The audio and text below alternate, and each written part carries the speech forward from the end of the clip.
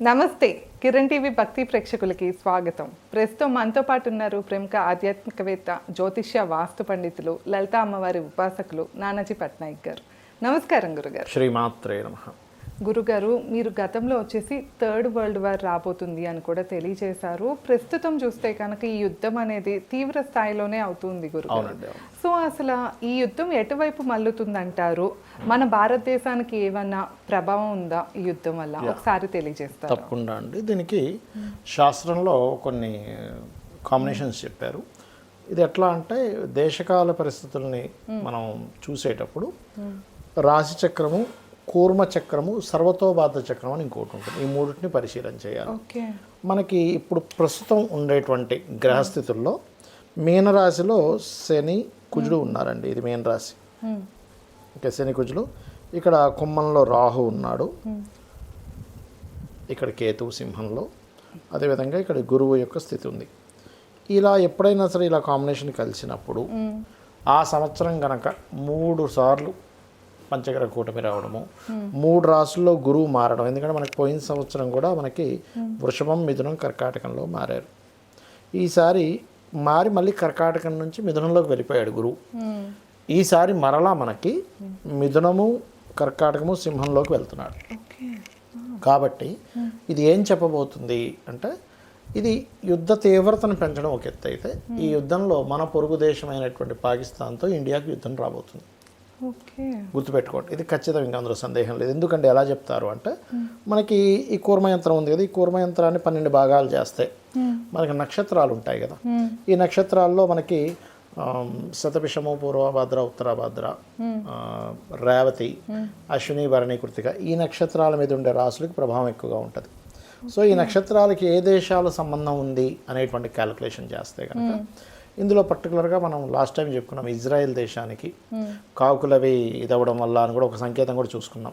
So ఇక్కడ ఉండే దేశాలన్నీ కూడా అరబ్ కంట్రీస్, ముఖ్యంగా ఈ ముస్లిం కంట్రీస్ ఎక్కువ ఉన్నాయి, దాని మీద ఎక్కువ ప్రభావం ఉంటుంది. అండ్ ఇక్కడ కొంచెం అమెరికా కొంత టచ్ అవుతుంది దాని ప్రభావం. అదేవిధంగా ఇండియాకు కూడా ఇక్కడ కొంత సంబంధం ఉంటుంది ఇక్కడ. సో ఎప్పుడైతే ఇండియాకి సంబంధం ఉంటుందో, ఇండియాకి 2 విషయాలు జరుగుతాయి. ఒకటి, పాకిస్తాన్తో ఖచ్చితంగా యుద్ధం జరగడం. మనం ఇది ఆల్రెడీ 18 రోజుల క్రితం కూడా చెప్పాను ఒక ఛానల్లో. ఇది నేను ఉందా అంటే ఖచ్చితంగా ఉందండి అన్న. కాకపోతే ఇప్పుడు ఉండేటువంటి గ్రహస్థితి ఇంకా దగ్గర సమీపించింది అని చెప్పి మనం ప్రెడిక్ట్ చేయొచ్చు.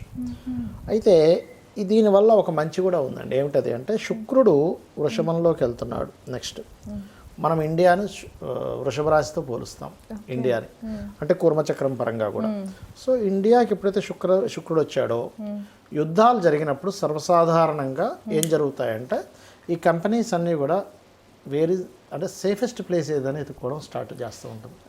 శుక్రుడు మనకి ఇన్వెస్ట్మెంట్స్కి ఒక రకమైన మనీ పెరగడానికి కారకుడు అవుతాడు. అందుకని చాలా కంపెనీలు అమ్మో ఈ దేశాల కంటే కూడా ఇండియా సేఫెస్ట్ ప్లేస్ అని కొన్ని కంపెనీస్ మనకి ఇండియాకు వచ్చేటువంటి ఛాన్సెస్ ఈ యుద్ధం మూలంగా జరగనుంది. అంటే కొత్త ఇన్వెస్ట్మెంట్స్ అనేటువంటివి వస్తాయి మనకి. గురుగారు, మరి ఈ వార్ అంటే ఇండియాకి పాకిస్తాన్కి ఛాన్స్ ఉంది అంటున్నారు కదా, అసలు ఖచ్చితంగా అవుతుంది? ఖచ్చితంగా అవుతుంది. ఇది అంటే ఈ సంవత్సరంలోనే చూడొచ్చు అంటారా? మీరు ఎందుకు ఈ మధ్యలో స్టార్ట్ అయిపోతుంది, ఈ వారం 10 రోజులు 20 రోజులు స్టార్ట్ అయిపోతుంది, పెద్ద విషయం కాదు. ఎందుకంటేనండి మనకి ఇక్కడ రాసుల్లో ఉండే గ్రహాలు, ఒకటి కాల్సర్ప యోగం అండి, పాయింట్ నెంబర్ 1. రెండవది 3 రాసులు గురువు మారడం.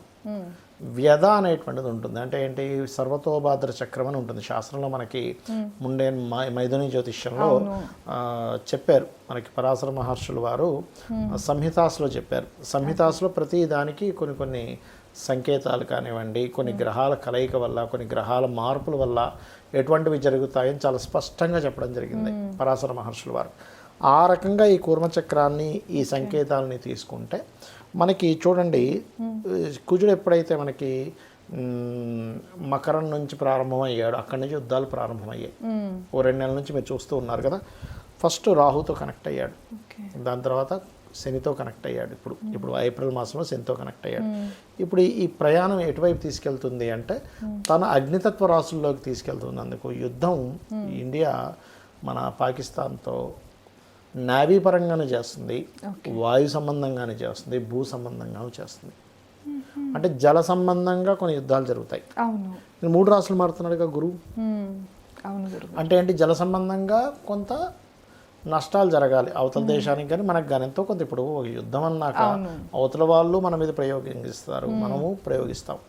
అవును. క్షిపణుల్ని కానివ్వండి, డ్రోన్స్ కానివ్వండి. వాళ్ళ రేపంతా డ్రోన్, ఇంకొక పెద్ద ఇబ్బంది ఏమొచ్చిందంటే ఇవాళ రేపు వాళ్ళు డ్రోన్స్తో అటాక్ చేస్తున్నారు. డ్రోన్కు ఉండే కాస్ట్ ఏమో తక్కువ, ఆ డ్రోన్ని మీరు ఆపి పేల్చడానికి ఉండే కాస్ట్ లక్షల్లో అవుతుంది. అంటే నువ్వు వాడు 1000 రూపాయలు వేస్తే మనం 1,00,000 రూపాయలు వేయాల్సిన పరిస్థితి వస్తూ ఉంటుంది. అంటే 100 టైమ్స్ ఎక్కువ అవుతుంది. కాబట్టి ఈ డ్రోన్స్ని పేల్చే దీనివల్ల, ఈ డ్రోన్స్ వల్ల ఎక్కువ ఎఫెక్ట్ ఉంది ఇక్కడ. అందుకే ప్రతి దేశం కూడా ఇప్పుడు మిథున రాశిలో రాహు ఉన్నప్పుడు, గురువు ఉన్నప్పుడు డ్రోన్స్ వల్ల అవతల వాళ్ళ ఇవి బాగా సక్సెస్ అవుతూ ఉంటాయి. కాబట్టి ఇప్పుడున్న దీని పరంగా డ్రోన్ టెక్నాలజీనే వీళ్ళు ఎక్కువ డెవలప్ చేయాలి మన ఇండియా కూడా అనేటువంటి చూపిస్తుంది. కానీ ఇది మాత్రం యుద్ధం రాబోతుంది, అందరూ అలర్ట్గా ఉంటారు. నేను ముందుగా చెప్పడానికి కారణం ఏంటంటే 18 రోజుల క్రితం ఒకసారి ప్రిడిక్ట్ చేశాను ఒక ఛానల్లో అడిగినప్పుడు కూడా. నేను ముందుగా చెప్పబోయేది ఎందుకంటే ఇది పర్టికులర్గా మనకి సరిహద్దుల్లో ఉంటారండి కొంతమంది. మన ఇండియా సరిహద్దుల్లో కొంతమంది ఉంటారు, పాకిస్తాన్ సరిహద్దుల్లో కొంతమంది ఉండొచ్చు. ఏ దేశంలో అయినా సరిహద్దుల్లో ఉండే వాళ్ళకి ప్రమాదం ఉంది ఇక్కడ. కాబట్టి ఖచ్చితంగా సరిహద్దుల్లో ఉండే వాళ్ళు కొంత మార్పులు చెందాలి.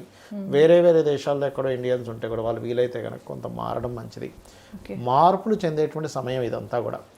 రకరకాల దేశాల్లో ఉండేవాళ్ళు, రకరకాల ప్రాంతాల్లో ఉండేవాళ్ళు మైగ్రేట్ అయిపోతారు. ఎందుకంటే గురువు 3 రాసులు మారుతున్నాడు కదా. కాబట్టి ఇక సామాన్య ప్రజలకి అసలు నన్ను అడిగితే యుద్ధం రాకూడదని కోరుకుంటాం మనస్ఫూర్తిగా. కానీ ఇక్కడ పరిస్థితులు అలా ఉన్నప్పుడు ముందుగా చెప్పాలి. ఇప్పుడు ఎలా అంటే, ఇప్పుడు శ్రీకృష్ణ పరమాత్మ కూడా మహాభారతంలో యుద్ధం చేయొద్దనే కోరుకున్నాడు. కానీ ఇంకా యుద్ధం వచ్చినప్పుడు ఏం చేశాడు ఆయన, ప్రణాళిక వేయాల్సింది తప్పలేదు. కాబట్టి మనము ప్లానెడ్గా ఉండాలి, 4 డబ్బులు చేతిలో పట్టుకోవాలి. మనం లాస్ట్ టైం ఎప్పటి నుంచో చెప్తూ వస్తున్నాం, ఇంటర్నెట్లో ప్రాబ్లం ఉందని చెప్తూ వస్తున్నాం కొన్ని 2-3 నెలల నుంచి. ఇదే పని నాకు. అంటే నా ఉద్దేశం ఏంటంటే ఇదే పని, అలర్ట్ చేయాలి తీసుకోవాల్సిన ముందస్తు జాగ్రత్తలు తీసుకోవాలి. గురుగారు, ఇప్పుడు జనరల్గా ఈ యుద్ధం వల్ల అంటే సామాన్య ప్రజలకి జాగ్రత్తలతో పాటు అసలు అంటే ఏమేమి ఎఫెక్ట్స్ అవుతాయి అంటారు సామాన్యులకి? గ్యాస్ మనం లాస్ట్ టైం చెప్పుకున్నామండి, 20 రోజుల క్రితమే చెప్పుకున్నాము గ్యాస్ ఎఫెక్ట్ ఉందని. ఇప్పుడు లాస్ట్ టైం కూడా మనం ఏంటంటే కమర్షియల్ గ్యాస్ వరకే ఉందండి, కానీ నార్మల్ గ్యాస్ ఉంది. కాబట్టి ఇండక్షన్ స్టవ్స్ పెట్టుకోండి, అండ్ కుక్కర్స్ పెట్టుకోండి, క్యాటిల్స్ పెట్టుకోండి. 2-3 రకాలుగా మీరు మీకుండే ప్రాంతంలో ఉండే సదుపాయాలను బట్టి మీరు చూసుకోండి. ఒకవేళ రేపొద్దున ఎలా ఉంటుందంటేనండి, కొన్నిసార్లు యుద్ధాలు జరిగేటప్పుడు పవర్స్ తీసేస్తారు, మీకు తెలిసే ఉంటుంది. ఎందుకంటే నైట్ టైం ఏదైనా అటాక్ జరిగేటప్పుడు లైట్ ఉంటే ఇక్కడ ఒక సిటీ ఉందని గుర్తించి వాళ్ళు వేసేస్తారు, అక్కడ జన నష్టం జరుగుతుందనే భావనతో ఏం చేస్తుందంటే గవర్నమెంట్ ఇటు నుంచి ఏదైనా అటాక్స్ జరుగుతాయన్నప్పుడు పవర్ తీసేస్తుంది. అదే గురుగారు, ఇప్పుడు అంటే ఇంత ముందర మనం చూసుకుంటే ఇరాన్లో కానీ ఇట్లా కానీ అంటే జన నష్టం కూడా జరిగింది కదా గురుగారు. సో మన దేశానికి ఏమన్నా అలాంటి? మన దేశానికి కొంచెం తక్కువేనండి జన నష్టం. కానీ ఇప్పుడు ముస్లిం కంట్రీస్ వైపు ఇక్కడ మనం ఇందులో ఈ కూర్మయంత్రంలో ఏంటంటే ముస్లిం కంట్రీస్కి ఎక్కువగా ఎఫెక్ట్ ఉందండి. కాబట్టి దాని ప్రభావం అనేటువంటిది ఎక్కువగా చూపిస్తుంది. కాబట్టి ఈ యొక్క విషయంలో జాగ్రత్తగా ఉండాలి. తప్పకుండా గురుగారు, ధన్యవాదాలు. శ్రీమాత్రే నమః.